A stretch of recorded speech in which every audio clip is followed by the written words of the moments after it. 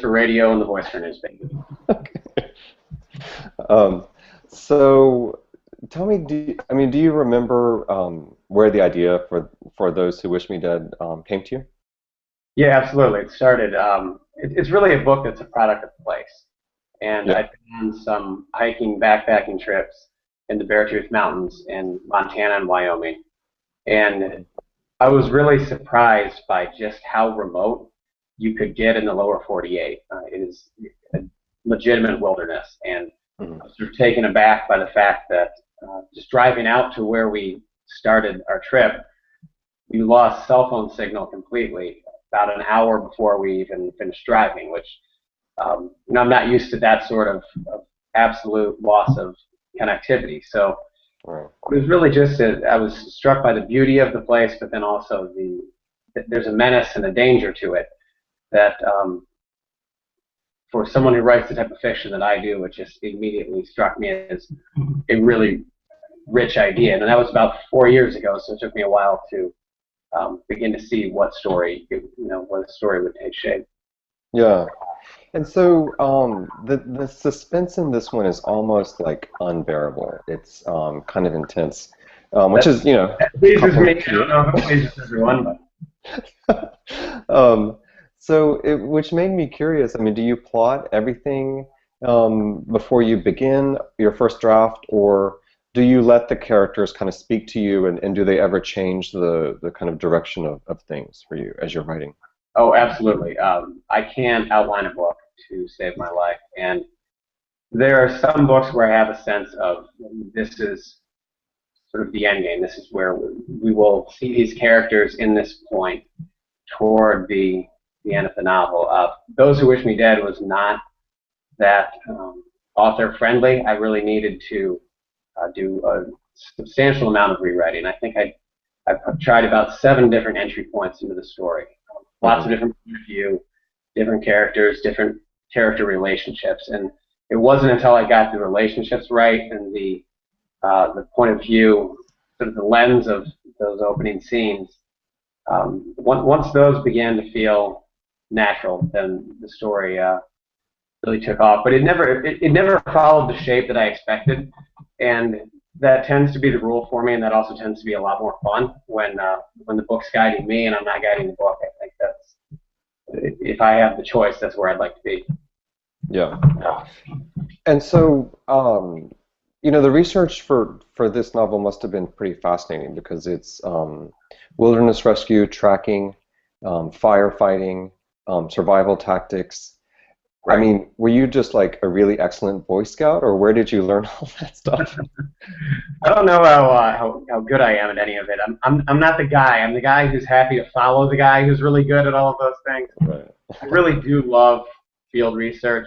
I think I'm much more drawn to sort of boots on the ground research as opposed to just behind the desk work. And so, Mhm. I spent a lot of time in the area. I did go to a wilderness survival school. It's actually in Virginia and is run by a former Air Force survival instructor. And those experiences all certainly fed the book. For me, it's a matter of putting myself in some version of the scenarios that I'm writing about allows the wheels to start turning. Yeah. And something that might not have struck me as important, I suddenly see, oh, there's great potential here, and it allows Mhm. me to go down a different road. So this was probably as physically arduous as I've ever had in terms of researching a book, but Mhm. um, it's those things that it's grist for the mill, Yeah. essentially. Yeah. Well, I'm glad you mentioned putting yourself sort of in the minds of your characters because one of the things that I admire about the novel is that it feels to me like the female characters are authentic female characters, and I wondered what that process is like for you. Is it the same, getting yourself into the mind of a female character as it is for a male character, or how does that work for you? It's probably not quite as easy, but I think the job is the same. And I always use the To Kill a Mockingbird reference. Atticus Finch tells Scout that she needs to get inside someone else's skin and walk around them a bit before she, attempts to make any judgment about them. And that's really when I'm trying to determine the point of view characters, who should carry the story and what portions of the story. I'm just trying to get to a point where I understand where they come from and how the events of this book would shape and change them. I really enjoy writing female characters because I think, and characters who are far removed from me in any way, whether it's gender, age, uh, life experience, whatever it might be, I think that forces me into a place where their voice needs to be more authentic because it's so far removed from my own. Mm-hmm. And so that opportunity to get into the head of these characters who I might not be able to relate to immediately, right off the jump, I think those end up being, in many cases, the more authentic voice. Mm-hmm. Yeah.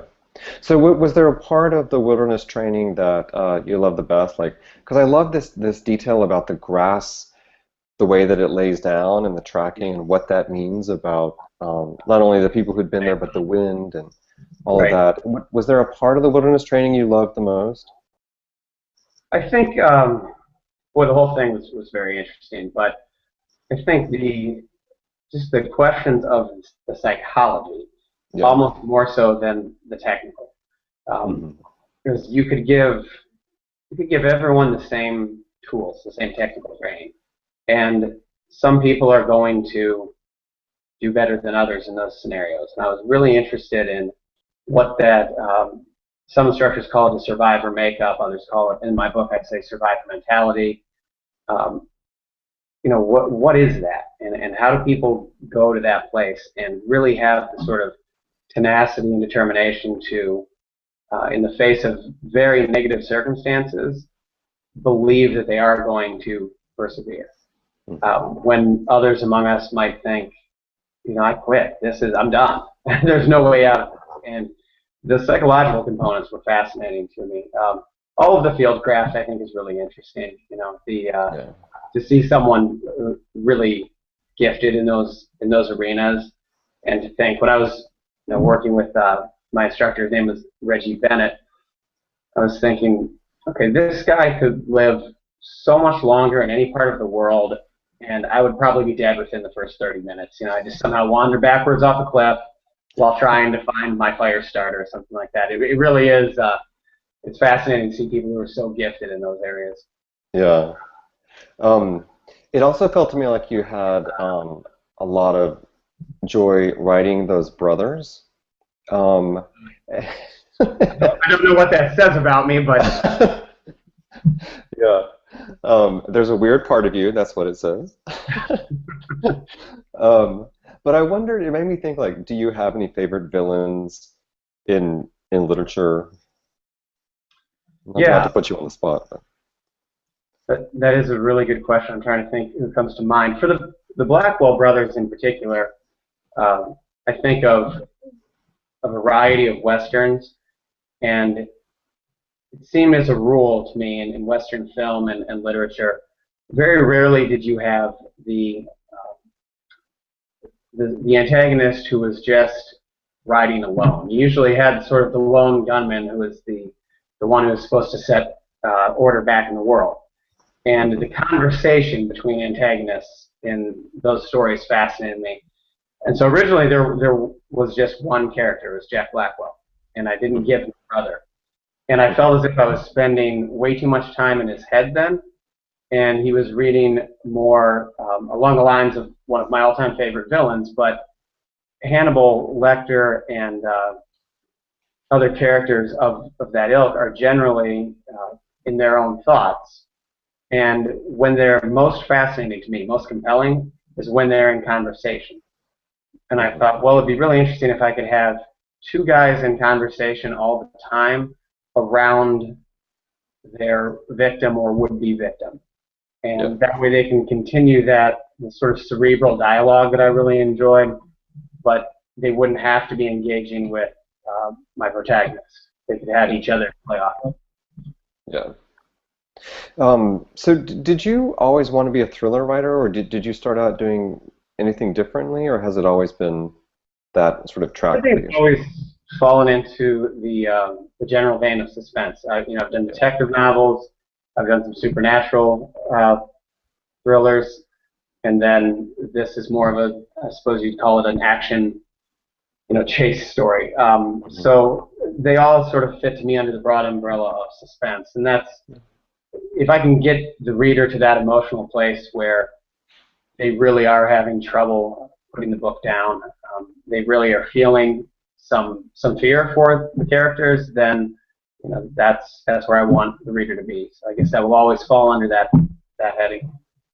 Yeah.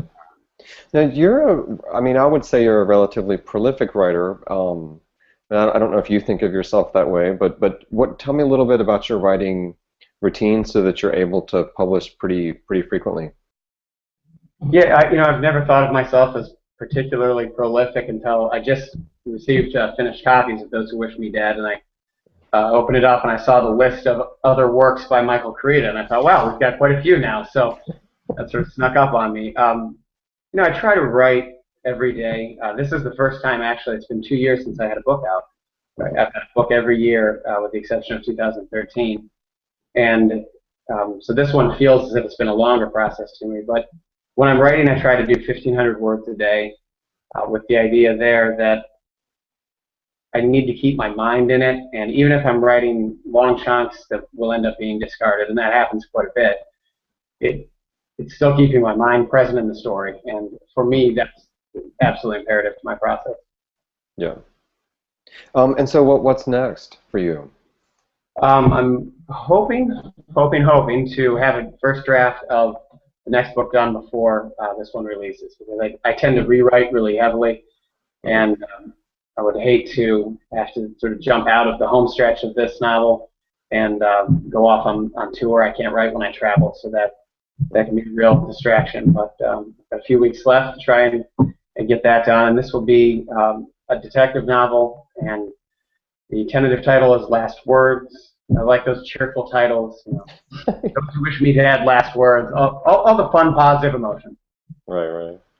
Well, great, Michael. As I said, you did a great job, and really happy to run this interview with you. Thanks for sticking with us through the difficulties. I'm sure the And difficulties were on my end. So. no, no. So we'll run this at pub date, and thanks again for your time. All right, thank you very much. I appreciate it. Okay, Take have a care. good day. You too. Bye.